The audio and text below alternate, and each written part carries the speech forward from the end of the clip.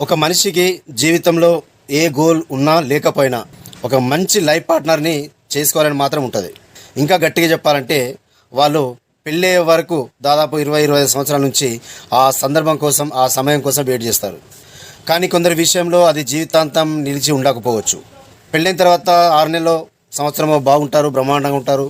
మనస్పర్ధాలు వచ్చి విడాకులు అయిపోతూ ఉంటాయి. అంటే వాళ్ళ ఆశయాలు, వాళ్ళ ఆనందాలు, వాళ్ళ కోరికలు మధ్యలోనే ఆరిపోతాయి. లేదా దూరం ఉండొచ్చు, లేదా విడాకులకు గురి కావచ్చు.